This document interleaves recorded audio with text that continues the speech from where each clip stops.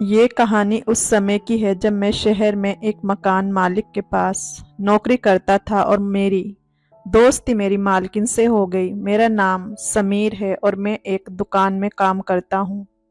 बचपन में ही मेरे पापा का एक एक्सीडेंट में देहांत हो गया था। पापा के जाने के बाद घर की सारी जिम्मेदारी मुझ पर आ गई और मुझे 12वीं के बाद अपनी पढ़ाई छोड़नी पड़ी। इसके बाद में बाजार में एक कपड़ों की दुकान पर काम करने लगा।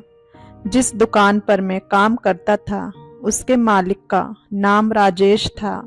राजेश भाई की पत्नी का नाम पूनम था। पूनम बहुत खूबसूरत और भरवादार काया वाली महिला थी। उसे देखकर मेरा दिल हमेशा उस पर आता था। धीरे धीरे मेरी उससे बातचीत बढ़ने लगी और हम अच्छे दोस्त बन गए।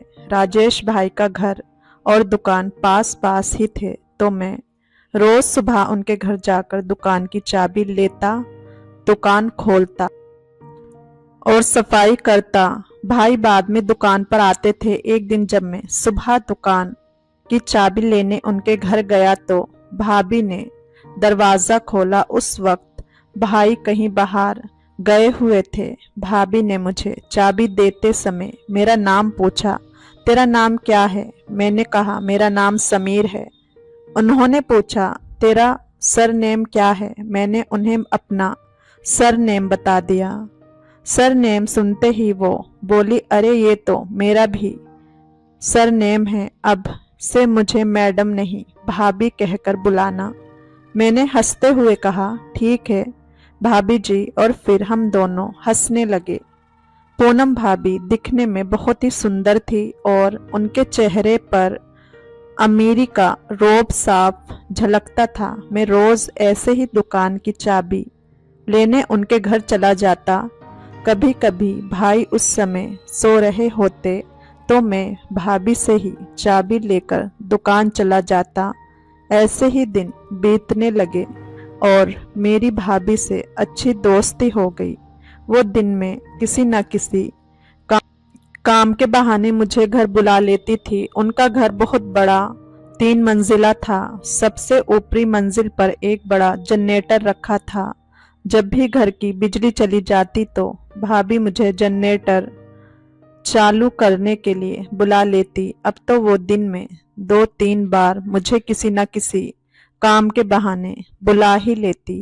मुझे उनका इस तरह बहाने से अपने घर बुलाना बहुत अच्छा लगता था, क्योंकि पूनम भाभी इतनी खूबसूरत थी कि उन्हें देखकर मेरा मन कभी भरता ही नहीं था। वो मुझे दिन ब दिन और भी अच्छी लगने लगी।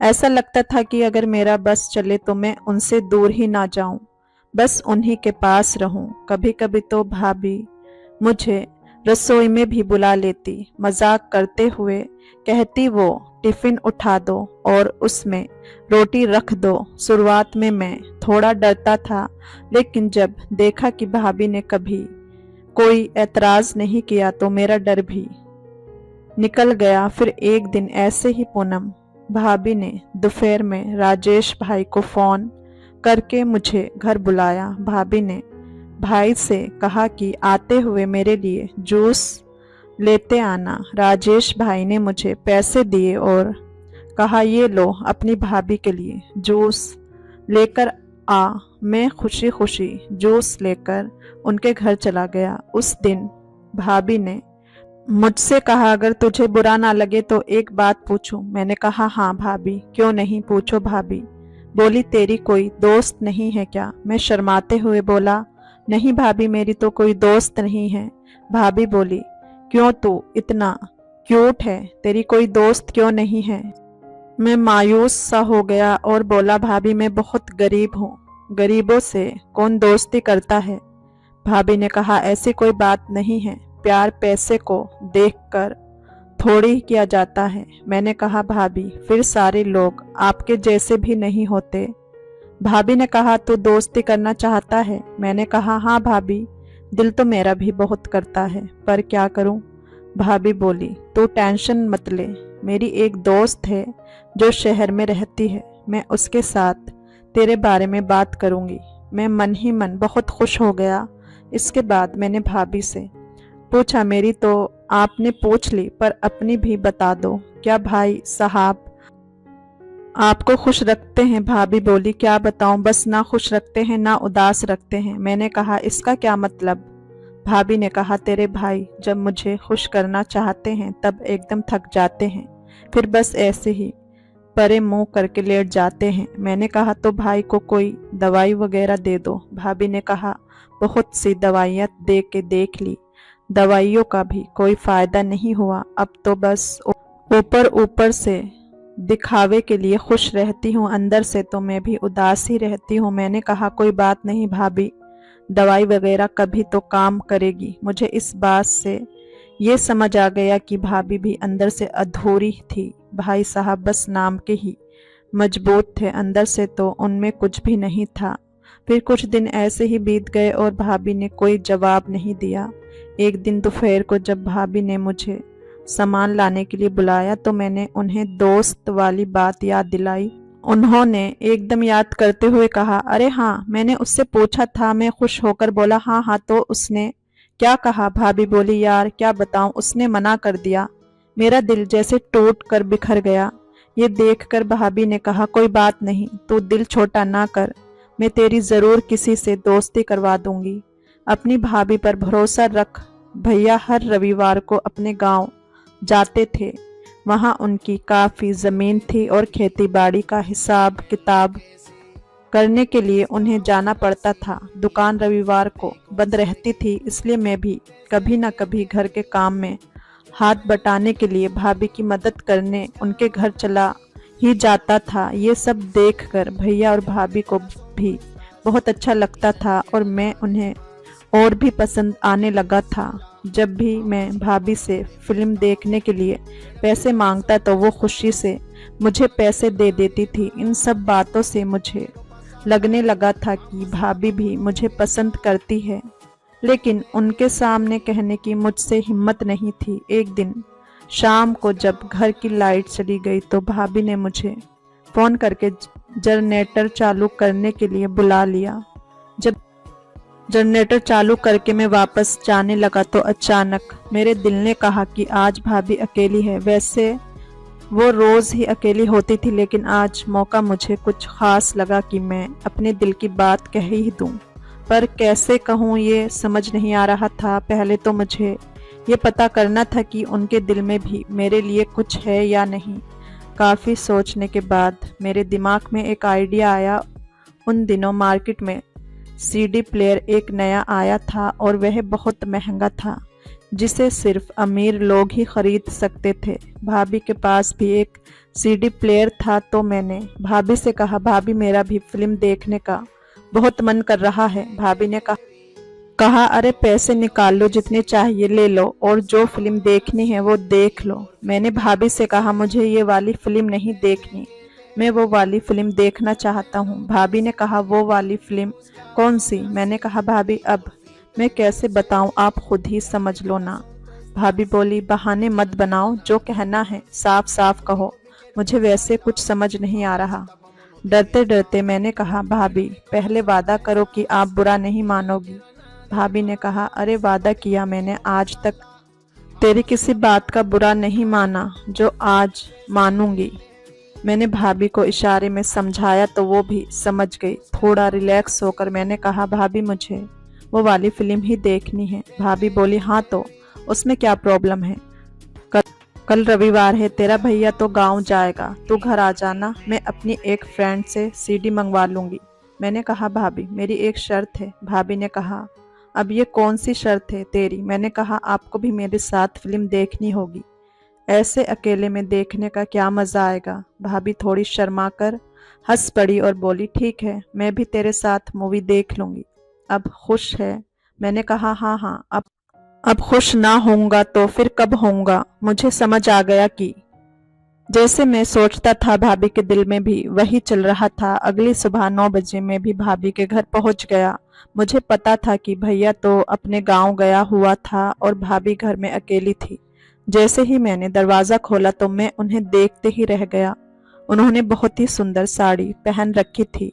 वैसे तो वो रोज़ाना ही नए नए कपड़े पहनती थी, पर आज कुछ अलग ही तैयार हो रखी थी। जैसे ही मेरी नज़र भाभी के शरीर पर पड़ी तो मैं देखता ही रह गया। भाभी ने एक चुटकी काटते हुए कहा, कहाँ खो गए हो, क्या हो गया जनाब? मैंने कहा, भाभी आज तो आप बिल्कुल चांद का टुकड़ा लग रही हैं।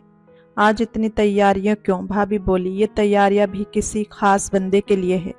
मुझे समझ आ गया कि वो किस खास बंदे की बात कर रही थी। भाभी मेरे लिए ही तैयार हुई थी। मैं मुस्कुराते हुए अंदर चला गया और भाभी से पूछा, भाभी सीडी का क्या हुआ, आपने मंगवा ली? भाभी ने कहा, सॉरी यार, मैंने एक दोस्त को कहा था कि एक मूवी की सीडी दे दे, लेकिन उसने कहा कि जो मूवी उसके पास थी वो खराब हो गई है।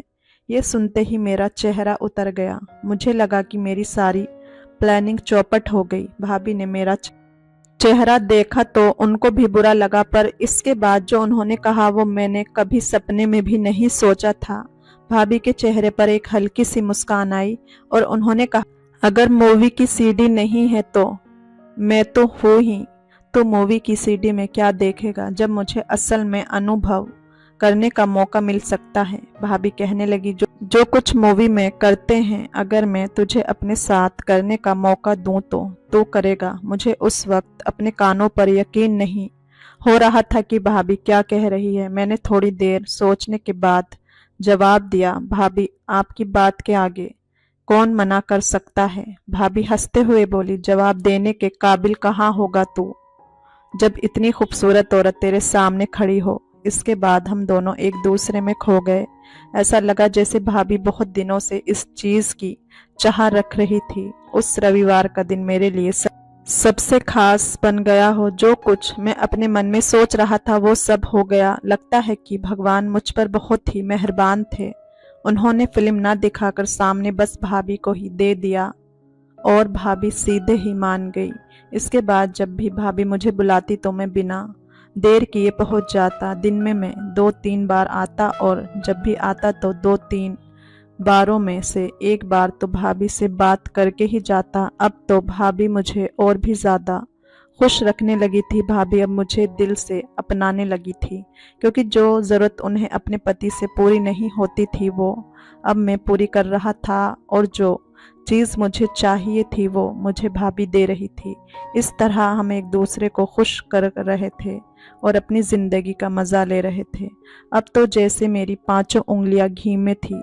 एक तो भाभी कभी भी मुझे पैसों से मना नहीं करती थी, अपने आप ही 20,000 रुपये देकर खुश कर देती थी, और मेरी तनख्वाह भी थी। पैसों की तो बात ही अलग थी, मानो वो मुझे किसी और जगह से भी मिल रहे हों। तो दोस्तों, उम्मीद है कि आपको ये कहानी पसंद आई होगी। कहानी पसंद आई हो तो कमेंट करके ज़रूर बताएं, वीडियो को लाइक करें, चैनल को सब्सक्राइब ज़रूर करें। फिर मिलेंगे एक और इंटरेस्टिंग कहानी के साथ। तब तक के लिए धन्यवाद। मेरे पास एक और प्लान है। रूही के ये कहते ही इश्की ने हैरान होते हुए पूछा, वो क्या है दी? इश्की का सवाल सुनकर रूही वहां से कहीं जाते हुए बोली, 1 मिनट। कुछ ही देर में रूही एक लिपस्टिक लेकर आई और मिशा को लगाने लगी। जल्द ही इश्की और रूही ने मिलकर मिशा का पूरा मेकअप कर दिया, और फिर मेकअप पूरा होते ही रूही उसकी तरफ देखकर नजर उतारते हुए बोले, अब लग रही है ना तू दुल्हे की बहन। कुछ ही देर में इश्की, रूही और मिशा तीनों नीचे हॉल में आ चुके थे। आज पूरा सिंघानिया मैंशन लाइट से जगमगा रहा था। चारों तरफ सुंदर फूलों से डेकोरा टाइन किया हुए थी। हॉल के बीचों बीच मंडप बना हुआ था जिसमें बैठे पंडित जी शादी की तैयारियां कर रहे थे। इस शादी को अटेंडेड करने के लिए देश के बड़े बड़े लोगों के साथ ही मीडिया वाले भी मौजूद थे। सभी लोग राजवीर की इस सडन शादी की अनाउंसमेंट से पूरी तरह शॉक में थे। यही वजह थी कि आज सभी न्यूज चैनल की हाईलाइट ये शादी ही थी। कोई भी राजवीर सिंघानिया की शादी मिस नहीं करना चाहता था। वहीं दूसरी तरफ इश्की, रूही और मिशा के नीचे आते ही वहां मौजूद सभी लोगों का ध्यान उनकी तरफ खींचा चला गया। घर वाले तो मिशा के इस अवतार को देखकर शॉक्ड ही हो गए थे, लेकिन बाकी सारे गेस्ट बस इश्की की खूबसूरती को ही देखे जा रहे थे, खासकर लड़के। तभी मिशा के पास एक आदमी आया जिसका नाम अर्नव सिंघानिया था। ये राजवीर के पापा हैं, जिनकी उम्र 51 है, पर दिखने में वो अभी भी 43 या 44 के ही लगते हैं। अर्नव जी मिशा के पास आकर बोले, क्या बात है, मुझे तो लगा था आज तक मेरे 3 बेटे थे, पर आज पता चला मेरी एक और बहुत खूबसूरत बेटी भी है। अर्णव जी की ये बात सुनकर रूही हंसते हुए बोली, आपने सही कहा डैड, मैंने भी मीशी से यही कहा था। फिर सभी एक साथ हंसने लगे तो मिशा मुंह बनाते हुए बोली, हाँ हाँ हाँ, वेरी फनी डैड, यहाँ पर जोक मारने से अच्छा है आप जाकर अपने बेटे से पूछे कि उसे ये क्या शादी का भूत चढ़ा हुआ है, वो भी इस लिपस्टिक की दुकान से। मिशा की बात सुनकर अर्णव जी ने कहा, मेरा बेटा तुम्हारा भाई है, अगर तुमको इतनी ही प्रॉब्लम है इस शादी से तो तुम खुद क्यों नहीं पूछ लेती? मेरे कंधे पर बंदूक रखकर क्यों चला रही हो? मिशा ने तुरंत जवाब में कहा, जब आप उस डेविल के फादर होकर भी उनके सामने कुछ नहीं कह पाते तो मैं तो क्या ही बोल लूंगी। इस पर अर्णव जी थोड़ा सा स्माइल करते हुए बोले, इसलिए चुपचाप ये शादी एंजॉय करो। वैसे इस सब में सारी गलती मेरे पापा की है, उन्होंने बिल्कुल अपनी तरह बना दिया है राजवीर को। अर्णव जी की बात पर मिशा ने अग्री होते हुए कहा, हाँ, और वो खुद तो ऊपर चले गए और हमें छोड़ गए भुगतने के लिए। वहीं दूसरी तरफ राजवीर के रूम में राजवीर अपने रूम में दूल्हे के गेटअप में पूरी तरह तैयार था। उसने आज गोल्डन कॉलर का कुर्ता पहना हुआ था और उसके सिर पर सेहरा भी था जिसमें सुंदर सा डायमंड ब्रूच लगा था। इस वक्त राजवीर के हाथ में कुछ पेपर्स थे और उसके सामने संजना के पापा खड़े थे जिनका नाम केशव दीवान था। संजना के पापा राजवीर की तरफ देखते हुए बोले, राजवीर, जैसा तुमने कहा था मैंने सारे शेयर्स के ट्रांसफर पेपर पर साइन कर दिए हैं, अब तो इस शादी में कोई प्रॉब्लम नहीं होगी ना? इस पर राजवीर बिना किसी एक्सप्रेशन के बोला, नहीं, अब कोई प्रॉब्लम नहीं होगी, चलिए नीचे चलते हैं। राजवीर का जवाब सुनकर केशव जी ने राहत की सांस ली और बोले, ठीक है चलो। जल्द ही राजवीर सीढ़ियों पर आकर खड़ा हुआ और फिर एक एक करके सीढ़ियों से नीचे उतरने लगा। वहीं इस वक्त नीचे मौजूद सभी लोगों की नजरें सिर्फ राजवीर पर ही रुकी हुई थी। वो इस वक्त किसी राजकुमार से कम नहीं लग रहा था। उसे देखकर वहां मौजूद सभी लड़कियों की तो जैसे सांसें ही थम गई थी। तभी मिशा फुसफुसा कर रूही के कान में बोली, यार कुछ भी कह लो, भाई हैंडसम तो बहुत है, पता नहीं आज कितनी लड़कियों का दिल टूटने वाला है। मिशा की बात सुनकर रूही ने कहा, हाँ मिशी, बात तो तू ठीक कह रही है। वहीं मिशा और रूही के बगल में खड़ी इश्की भी इस वक्त एकटक राजवीर को ही देखते हुए मन ही मन बोली, दिखने में तो ये बिल्कुल सपनों के राजकुमार जैसे लगते हैं लेकिन हकीकत में बिल्कुल डेविल है। दूसरी तरफ राजवीर नीचे आकर कुछ बिजनेसमैन से मिल ही रहा था कि तभी उसकी नजर इश्की पर पड़ी जो इस वक्त बहुत ज्यादा प्यारी लग रही थी। राजवीर ने इश्की को बहुत प्यार से देखा और फिर तुरंत ही अपने असिस्टेंट को कुछ इशारा करके मंडप पर जाकर बैठ गया। कुछ ही देर में पंडित जी ने मंत्र पढ़ना शुरू कर दिया। संजना को भी मंडप में बुला लिया गया था। संजना की सभी दोस्त उसे अपने साथ लेकर आ रही थी। इस वक्त संजना ने रेड कलर का लहंगा पहना हुआ था जिसमें वो बहुत सुंदर लग रही थी। उसके चेहरे से स्माइल जाने का नाम ही नहीं ले रही थी। उसको देखकर मिशा इश्की से बोली, आज तो ये भी सुंदर लग रही है यार। इस पर इश्की ने मुस्कुराकर कहा, हाँ सुंदर तो लग रही है, और वैसे भी लड़की अपनी शादी वाले दिन ही सबसे ज्यादा सुंदर लगती है। तो मिशा बोली, पर जो भी हो तेरे से कम ही सुंदर है। इस पर इश्की ने स्टाइल मारते हुए कहा, अब मैं क्या करूं, अगर मैं परियों की तरह सुंदर हूं तो मिशा मुंह बनाते हुए बोली, बस कर, जब देखो खुद की तारीफ करती रहती है। और इश्की ने हंसकर कहा, शुरू किसने किया? तभी रूही उन दोनों को बीच में ही रोकते हुए बोली, अरे बस भी करो तुम दोनों, शादी देखो चुपचाप।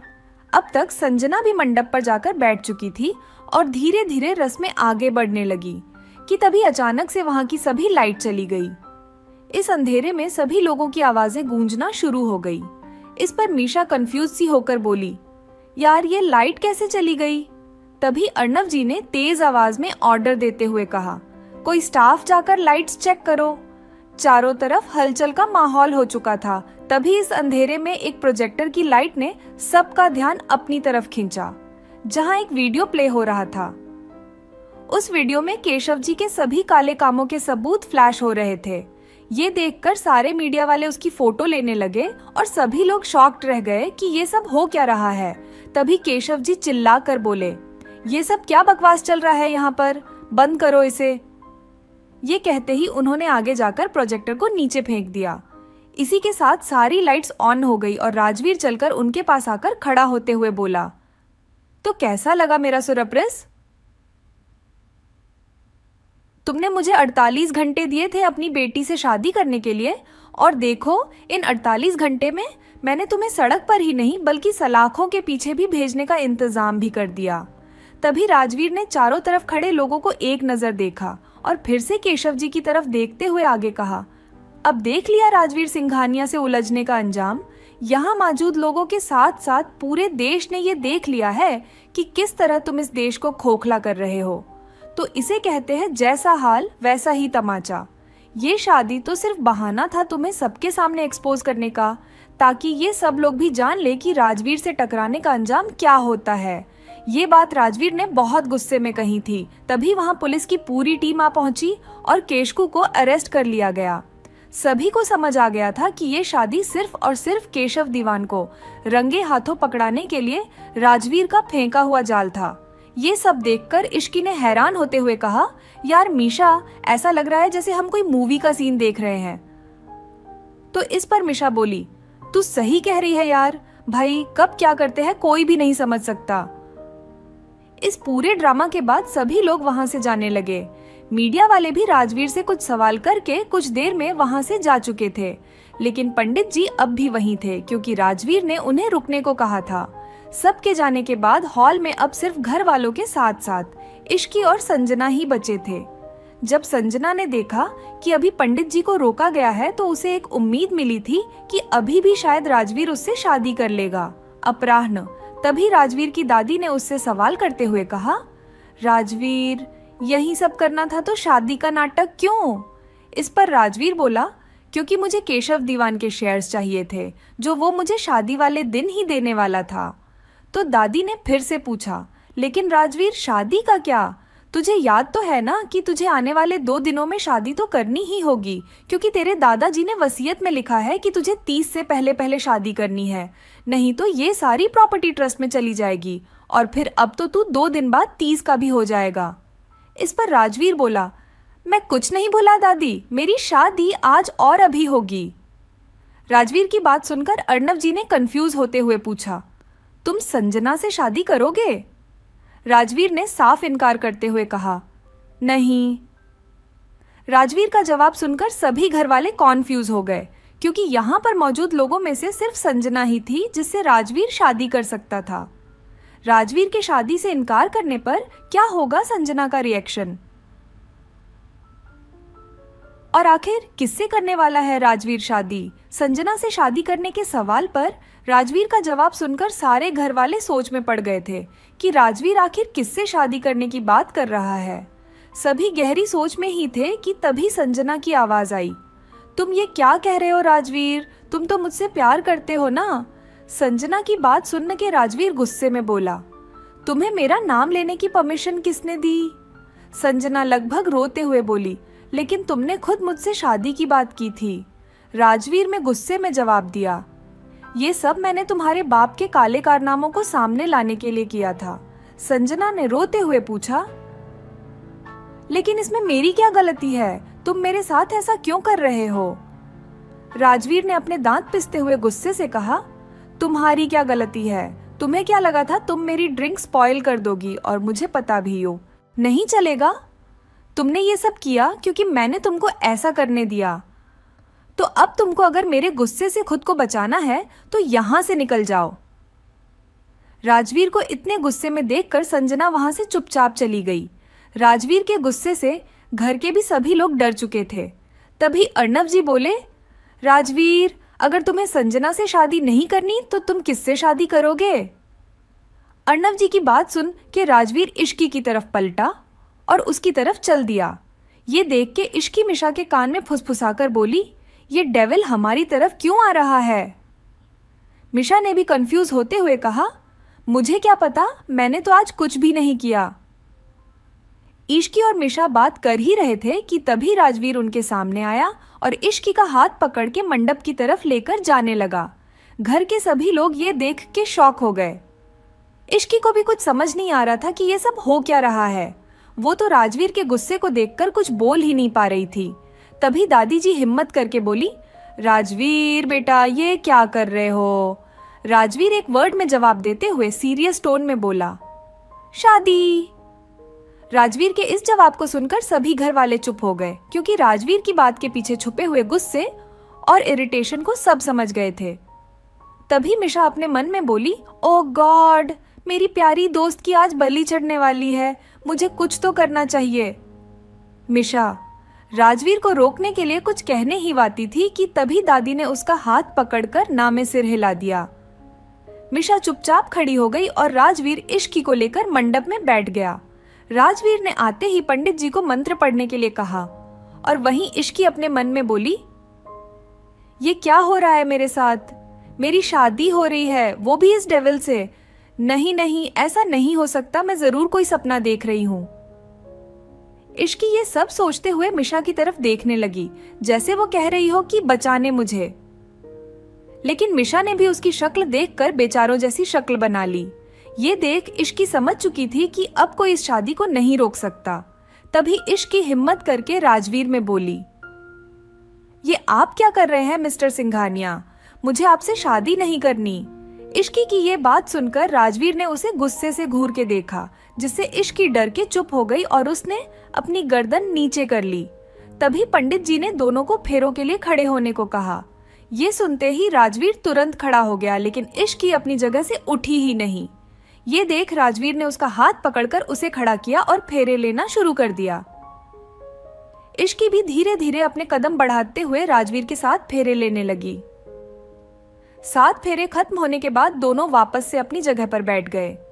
फेरे पूरे होते ही पंडित जी ने राजवीर को मंगलसूत्र पहनाने को कहा, तो कोमल जी ने आकर राजवीर के हाथों में मंगलसूत्र दे दिया और राजवीर ने वो इश्की को पहना दिया। फिर थोड़ी ही देर में उसने इश्की की मांग में सिंदूर भी भर दिया। राजवीर के इश्की की मांग में सिंदूर भरते ही पंडित जी बोले, शादी संपन्न हुई, आज से आप लोग पति पत्नी हैं। अब आप दोनों बड़ों का आशीर्वाद ले लीजिए। ये सुनकर इश्की होश में आई और फिर खुद से ही बुदबुदाते हुए बोली, ये मेरे साथ क्या हो गया? मेरी शादी हो गई, वो भी इस डेविल से। मैं कैसे रहूंगी इनके सोथ? इश्की ये सब सोच ही रही थी कि तभी राजवीर उसे लेकर दादी के पास गया और उनसे आशीर्वाद लेने लगा। दादी से आशीर्वाद लेने के बाद राजवीर और किसी के पास आशीर्वाद लेने नहीं गया। तो ये देखकर अर्णव जी और कोमलम जी को काफी बुरा लगा, लेकिन उनको पहले से ही पता था कि राजवीर ऐसा ही करेगा। लेकिन तभी अर्णव जी राजवीर को टोकते हुए बोले, राजवीर, तुमने इश्की से शादी तो कर ली, ठीक है, लेकिन जिस वजह से की है उसके लिए ये शादी वेल नहीं है। इश्की की उम्र अभी 19 है और लड़कियों की शादी की लीगल एज अब 21 हो गई, पूर्वाह्न है। कोर्ट इस शादी को एक्सेप्ट नहीं करेगा और तुम्हारी शादी भी रजिस्टर नहीं हो पाएगी। अर्णव जी की बात सुनकर राजवीर सीरियस टोन में बोला, आप इस बात की चिंता मत कीजिए, मैंने वसीयत में अपनी शादी की एज 30 से 32 करवा दी है। इसका मतलब इश्की के 21 होने तक का टाइम है हमारे पास। जब इश्की 21 की होगी शादी तब रजिस्टर हो जाएगी। राजवीर ये बात बोलकर सीधे अपने रूम में चला गया और नीचे खड़े सभी लोग उसे जाते हुए देखते रहे। तभी कोमल जी इश्की के पास आकर उसे प्यार से आशीर्वाद देते हुए बोली, बेटा, अब इस पवित्र बंधन में बंधी हो तो इसे पूरे दिल से निभाना। तभी मिशा भी इश्की के पास आकर बोली, पवित्र बंधन में यूं जबरदस्ती के बंधन में आप सबने भाई को रोका क्यों नहीं? इस पर दादी मिशी को समझाते हुए बोली, मिशा शांत हो जाओ, अब जो होना था वो हो गया है। फिर उन्होंने इश्की से कहा, इश्की बेटा, राजवीर का तुमने अभी तक सिर्फ गुस्सा ही देखा है, लेकिन मेरा यौन मानो उसके पास बहुत सुंदर दिल भी है जो बहू ने साफ है। इस पर इश्की ने कुछ नहीं कहा और वो चुपचाप सबकी बातें सुनती रही। तभी अचानक से मिशा इश्की का हाथ पकड़कर अपने रूम में लेकर चली गई। रूम के अंदर जाते ही इश्की रुआसी आवाज में मिशा से बोली, पता है, मैं मंडप पर उस दिन को कोस रही थी जब मैं तुझसे मिली। मिशा इश्की की बात सुनकर हैरान होते हुए बोली, अब इसमें मेरी क्या गलती है? इश्की ने कहा, गलती तो मेरी भी नहीं थी ना मिशा। मिश्रा ने फिर से पूछा, तो तूने कुछ बोला क्यों नहीं? इश्की ने जवाब देते हुए कहा, बोला तो था, लेकिन उन्होंने ऐसे गुस्से से मुझे घूर के देखा कि मैं चुप हो गई। इस पर मिशा निराश होकर बोली, हाँ तो चुप होने का नतीजा देख ले, अब तू उनकी पत्नी बन गई है। तभी उनके रूम में कोमल जी अंदर आते हुए बोली, इश्की बेटा, तुम अब इस रूम में नहीं रहोगी बल्कि राजवीर के रूम में रहोगी। इश्की ने जैसे ही ये बात सुनी तो वो तुरंत चिल्लाते हुए बोली, बिल्कुल भी नहीं आंटी, आप मुझे उस डी वाइल के पास रहने को कैसे कह सकती है। आप तो जानती है जब वो घर आते थे तो मैं डर के मारे रूम से ही बाहर नहीं निकलती थी, तो मैं उनके रूम में कैसे रहूंगी। नहीं नहीं, मैं नहीं जाऊंगी यहाँ से। तो मिशा भी उसका साथ देते हुए बोली, हाँ माँ, ये कैसे रहेगी भाई के साथ। तभी रूही भी रूम आते हुए बोली, इश्की, अगर तुम भाई के रूम में नहीं गई तो हो सकता है कि भाई गुस्से में तुम्हें लेने यहाँ ही आ जाए। इस पर इश्की घबराते हुए बोली, ये आप क्या कह रही है दी, शुभ शुभ बोलिए। सौ रूही ने तुरंत इश्की का हाथ अपने हाथ में पकड़ते हुए कहा, तो तुम शुभ शुभ करो और चलो हमारे साथ। इस पर मिशा इश्की की तरफ देखते हुए बोली, चली जा इश्की, कहीं ऐसा ना हो कि भाई गुस्सा हो जाए। इश्की ने कुछ सोचकर धीरे से कहा, ठीक है, मैं अपने कपड़े ले लेती हूँ। इश्की ने अपनी नाइट ड्रेस ली और कोमल जी के साथ राजवीर के रूम की तरफ चली गई। क्या होगा जब इश्की जाएगी राजवीर के कमरे में? क्या होगा अंजाम इश्की और राजवीर की इस शादी का? क्या इश्की रह पाएगी राजवीर के साथ एक कमरे में? कहानी में इश्की के साथ आगे क्या करने वाला है राजवीर, उसके लिए आपको सुनना पड़ेगा कहानी का अगला भाग। अगर दोस्तों आपको कहानी जरा भी पसंद आई हो तो वीडियो को एक लाइक कर दीजिए और चैनल को भी सब्सक्राइब कर लीजिए। फिर मिलेंगे कहानी के इंटरेस्टिंग भाग के साथ। तब तक के लिए धन्यवाद।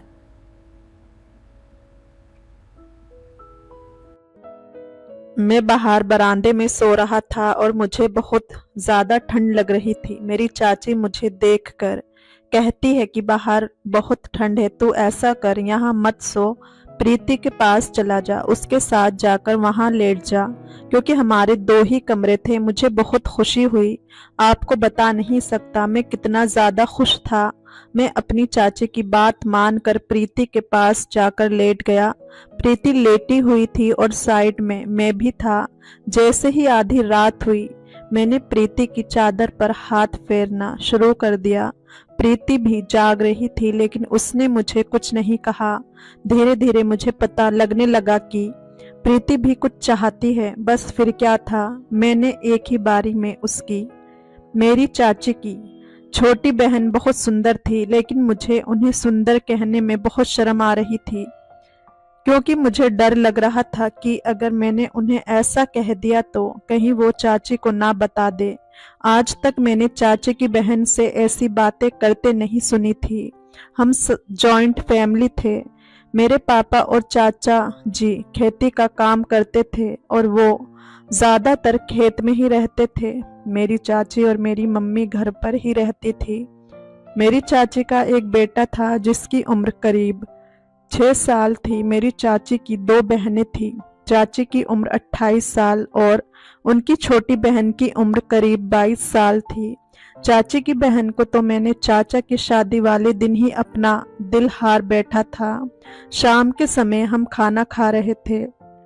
उसी वक्त चाची ने मुझे बताया कि बलजीत का जन्मदिन है और उसकी मौसी को यहाँ आना है और वो उसे लेकर आ जाए। बस फिर मैंने ये सुनते ही शादी जैसी चाहत मेरे दिल में चढ़ गई। मैंने वैसे ही चाची से पूछ लिया कि चाची, आपके घर वालों को भी आना है? चाची ने कहा नहीं, उनको नहीं आना, क्योंकि पापा की सेहत ठीक नहीं है, इसी वजह से मम्मी उन्हें छोड़कर नहीं आ सकती। लेकिन छोटी बहन ने कहा कि मेरे एकलौते भांजे का जन्मदिन है तो जरूर आऊंगी। जब वो बस स्टैंड पर जाएंगे तो तुम उन्हें ले आना। मैंने उन्हें तुम्हारा नंबर दे दिया है, बस स्टैंड पर आकर वो तुम्हें फोन कर देगी। मैं आपको बता नहीं सकता उस समय मुझे कितनी ज्यादा खुशी हो रही थी। मैंने जल्दी से खाना खाया और अपने कमरे में चला गया। अपनी सुंदर सी पैंट शर्ट निकाल कर प्रेस करने लगा, क्योंकि आज मैं चाची की बहन को अपनी ओर आकर्षित करना चाहता था। मैं उन्हें काफी टाइम से पसंद करता था, लेकिन मुझे नहीं पता था कि वो मुझे पसंद करती है या नहीं। और ना ही मैंने कभी उनसे इस बारे में पूछा था, क्योंकि मेरे अंदर इतनी हिम्मत नहीं थी। मैं बहुत बेसब्री से उनके फ़ोन आने का इंतज़ार कर रहा था।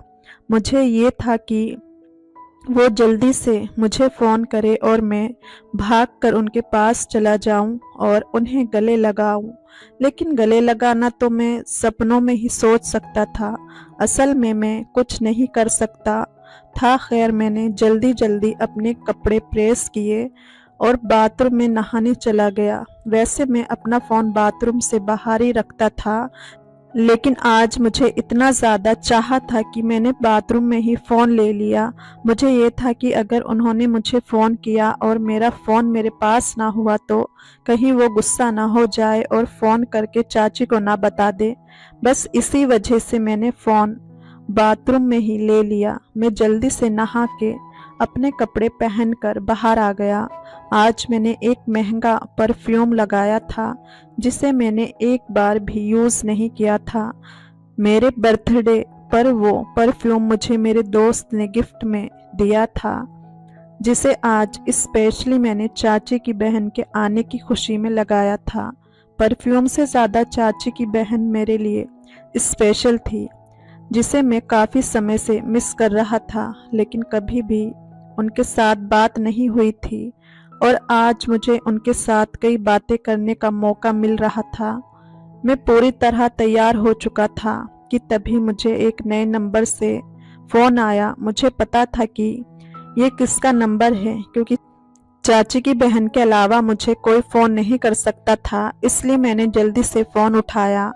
जैसे ही मैंने हेलो कहा, आगे से मीठी सी आवाज़ सुनकर सच में मैं वो चाची की बहन थी। उन्होंने कहा, क्या आप समीर बोल रहे हैं? मैंने कहा, हाँ। वो बोली, मैं बस स्टैंड पर आ गई हूँ, मुझे आकर ले जाओ। इतने सुनते ही मुझे पता नहीं क्या होने लगा। मैंने कहा, आप इंतज़ार करें, मैं अभी आया, बस थोड़ा टाइम ही लगेगा। उन्होंने कहा, ठीक है। ये कहते हुए उन्होंने फ़ोन काट दिया। परफ्यूम तो मैंने पहले ही लगाया हुआ था, पर मैं फिर से परफ्यूम छिड़क कर निकल पड़ा। मैंने जल्दी से चाबी उठाई और खुशी खुशी चाची की बहन को लेने चला गया। मुझे काफ़ी ज़्यादा एक्साइटमेंट हो रही थी उन्हें देखकर, क्योंकि आज मैंने उन्हें काफ़ी समय बाद देखना था। चाचा की शादी के बाद मैं हॉस्टल की पढ़ाई के लिए दूसरे शहर चला गया था और वहाँ से मैं काफ़ी सालों बाद घर आया था। इस वजह से मेरी उनसे मुलाकात नहीं हो सकी थी और ना ही हमने एक दूसरे का नंबर लिया था जिससे हम फ़ोन पर बात करते। इस वजह से मुझे बहुत ज़्यादा खुशी हो रही थी। उस समय मेरी खुशी का कोई ठिकाना नहीं था। खैर, 10 मिनट का रास्ता था। मैं जल्दी से तेज़ बाइक चलाकर उन्हें बस स्टैंड से लेने के लिए बढ़ा। जैसे ही मैं बस स्टैंड पहुंचा तो चाची की बहन को देखकर मेरे होश उड़ गए, क्योंकि वो इतनी ज़्यादा सुंदर लग रही थी कि मैं बता नहीं सकता। उन्होंने कटिंग करवाई हुई थी। कटिंग करवाने के बाद वो कुछ ज़्यादा ही खूबसूरत लग रही थी। उन्होंने लाल रंग का ड्रेस पहन रखा था जिसमें वो पूरी आग लग रही थी। उस दिन तो उन्होंने मेरे होश ही उड़ा दिए थे। मैं जल्दी से उनके पास गया और मैं उन्हें देखते ही रह गया। वो दूध से भी ज़्यादा सफ़ेद थी। वह जितनी सुंदर थी, मैंने कभी कोई लड़की नहीं देखी थी। मैंने उसके पास जाकर उसका बैग पकड़ लिया और उसे बाइक पर बिठाने के लिए कहा। मैंने उसका सामान अपने आगे रख लिया और खुद थोड़ा पीछे बैठ गया। वह भी पीछे की ओर बैठ गई। मैं जानबूझकर बार बार ब्रेक मार रहा था ताकि वह मुझसे टकराए, क्योंकि मैं तो उन्हें छू नहीं सकता था, लेकिन मैंने इस तरह की हरकत की ताकि वह मुझे खुद छू ले। मैं बाइक के शीशे में उसे देख रहा था। शायद उसने भी इस बात को महसूस कर लिया था। जब मैं उसे लेकर आ रहा था, उस समय मैं बाइक बहुत तेज़ चला रहा था, लेकिन अब मैं बाइक इतनी धीरे चला रहा था कि अगर कोई भी टहलता हुआ भी मेरे साथ चला जाता तो वह मुझसे पहले पहुंच जाता। शायद उसने भी इस बात को महसूस कर लिया था। आखिरकार उसने मुझसे कह दिया, इससे अच्छा तो मैं चलकर चली जाती। मैंने मजाक में कह दिया, मैं पहली बार ड्राइविंग कर रहा हूँ, इसलिए अभी थोड़ा डर लग रहा है। वो बोली, आपसे ज़्यादा तेज तो मैं चला लेती हूँ। मैंने कहा, फिर मुझे भी सिखा दो। मेरी ये बात सुनकर वो हंसने लगी और बोली, अगर तुम्हें मेरी तरह तेज ड्राइविंग सीखनी है तो तुम लोगों के एक्सीडेंट ही करोगे। उसकी इस बात पर मेरा हंसना बंद नहीं हो रहा था। वो भी हंस रही थी और हंसते हुए वो कुछ अधिक ही खूबसूरत लग रही थी। मैंने कहा, वैसे तुम्हारी स्माइल बहुत सुंदर है। मेरी बातें सुनकर वो शर्माने लगी। इसी तरह की बातें करते हम घर पहुंच गए। चाची अपनी बहन को देखकर बहुत खुश हो गई। खुशी के साथ वो एक दूसरे से गले मिलने लगी। राहुल भी अपनी मौसी को देखकर बहुत खुश हो रहा था। अगले दिन चाचा के बेटे का जन्मदिन था। घर में तैयारियों का माहौल था, क्योंकि हमने अपने घर में एक छोटी सी पार्टी रखी थी। हमने रिश्तेदारों को नहीं बुलाया था, लेकिन गांव के सभी को बुलाया था। रात के समय पार्टी शुरू हो गई। जन्मदिन मनाने के लिए मैंने बलजीत को कपड़े लाकर दिए थे। मैं चाहता था कि राहुल की मौसी पहले तैयार हो जाए ताकि मैं उसके साथ मैचिंग कपड़े पहन सकूं। शायद ऐसे फीलिंग लड़कियां लेती होंगी, लेकिन मैं जैसी फीलिंग ले रहा था वो अनोखी थी। मैंने देखा कि रात की पार्टी में उसने नीले रंग का सूट पहना हुआ था। उसमें वो बहुत ज़्यादा कमाल लग रही थी। जब मुझे पता चला कि उसने नीला रंग का सूट पहना है तो मैंने भी उसी समय नीली शर्ट खरीद ली। मैं सभी के सामने अपनी ये कोशिश कर रहा था कि मैं नहीं जानता था कि चाचे की बहन ने भी वही रंग पहना है। मैंने तो पहले ही इसे सिलेक्ट कर लिया था। खैर, सभी ने इस बात को ज़्यादा सीरियस नहीं लिया, क्योंकि सभी पार्टी में बिजी थे। लेकिन इस बात को चाची की बहन ने कुछ ज़्यादा ही सीरियस ले लिया। पार्टी का अरेंजमेंट बहुत अच्छा गया था। रात के 12 बजे पार्टी ख़त्म हो गई और खाना खाने के बाद सभी अपने अपने घर चले गए। रात के समय चाचा का बेटा मेरे साथ ही सोया, क्योंकि वो शुरू से ही मेरे साथ रहता था और अब तो मेरे साथ सोने की आदत हो गई थी। मैं अपने कमरे में अकेला सोता था, इसलिए मैंने उसे अपने साथ सोने के लिए ले लिया था। मैं भी उसके साथ बहुत प्यार करता था, लेकिन आज वो जिद कर रहा था कि मैं अपनी मौसी के साथ सोऊं। मैंने कहा, चाची कोई बात नहीं, उन्हें अपनी मौसी के साथ ही सोने दो। मैं बाहर बरामदे में लेट जाऊंगा। इसके बाद बलजीत अपनी मौसी के साथ मेरे कमरे में मेरे बिस्तर पर लेट गया और मैं बाहर बरामदे में अपना मन ढक कर लेट गया।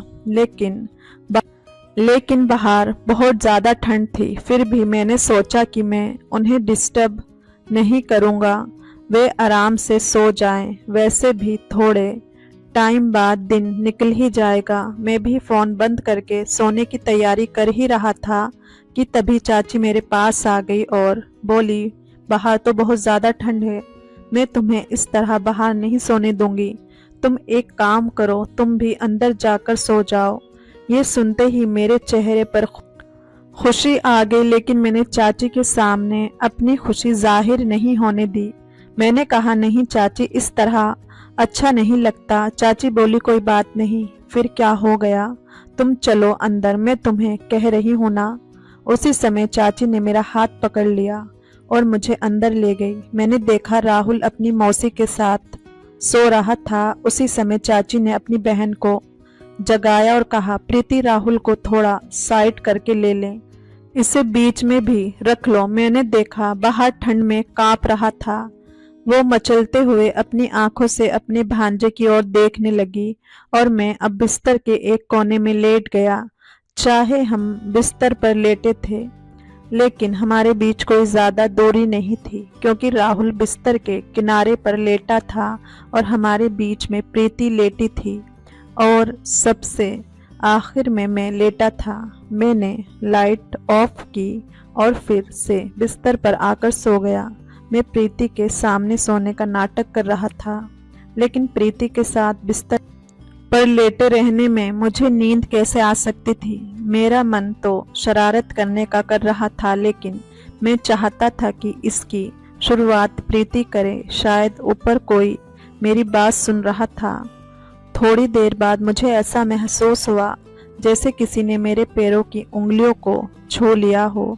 मुझे ये जानने में देर नहीं लगी कि ये पैर किसका है, क्योंकि राहुल तो साइड में लेटा था और बीच में प्रीति थी। जैसे ही प्रीति ने मेरे साथ ऐसी हरकत की, मेरे पूरे शरीर में हलचल हो गई। वैसे भी मैं जाग रहा था और इस हलचल को मैंने जल्दी ही महसूस कर लिया था। मैंने देखा कि कोई बार बार मेरे पैरों की उंगलियों को छू रहा है। मुझे ये बहुत अच्छा लग रहा था। उस समय मेरे पूरे शरीर में आग लग गई। मैंने जानबूझकर सोने का नाटक करना शुरू कर दिया। फिर मैंने अपने जज्बातों पर काबू ना रखते हुए जल्दी से अपना हाथ प्रीति के चादर में रख दिया। मैंने अपने हाथों को इस तरीके से रखा कि उसे ये महसूस हो कि मैं नींद में ये सब कर रहा हूँ। जिस तरह वह बार बार मेरे पैरों को छू रही थी, उससे मुझे ये अंदाज़ा हो गया कि वह अभी तक सोई नहीं है, बल्कि जाग रही है। मैंने धीरे धीरे ये महसूस करने की कोशिश की कि उसका हाथ कहाँ है, और जल्दी ही मुझे उसका हाथ मिल गया। मैंने अपने हाथ से उसके हाथ को सहलाना शुरू कर दिया, क्योंकि मैं पहली हरकत उसे करवाना चाहता था। खैर, जिस तरह की सोच मैं कर रहा था वैसा ही मेरे साथ हो रहा था। लेकिन मुझे हैरानी तब हुई जब उसने पलट कर मुझे गले लगा लिया।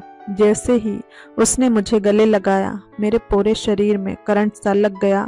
मैं बता नहीं सकता कि उस समय मैंने अपने जज्बातों पर काबू कैसे पाया, लेकिन आखिरकार मैं भी एक लड़का था, इसलिए मुझे अपने आप को कंट्रोल में रखना था। शायद अब वह भी अपने जज्बातों पर काबू नहीं रख पाई और वो हरकत कर बैठी जिससे मैं भी अपना होश खो बैठा। फिर प्रीति ने मुझे वो सुकून दिया जिसका मैं कब से इंतज़ार कर रहा था। मुझे बहुत खुशी महसूस हो रही थी और प्रीति भी बहुत खुश थी। हम सारी रात साथ में सोते रहे। अगले दिन उसे अपने घर जाना था। मेरा दिल नहीं कर रहा था कि मैं उसे भेजूं, इसलिए मैंने जिद करके उसे एक हफ्ते के लिए रोक लिया। एक हफ्ते हमने बहुत मस्ती की और एक हफ्ते बाद वह अपने घर चली गई। मैं उस एक हफ्ते को अपनी जिंदगी में कभी नहीं भुला सकता, क्योंकि उस हफ्ते उसने मुझे बहुत खुशी दी थी जो मैं कभी नहीं भुला सकता।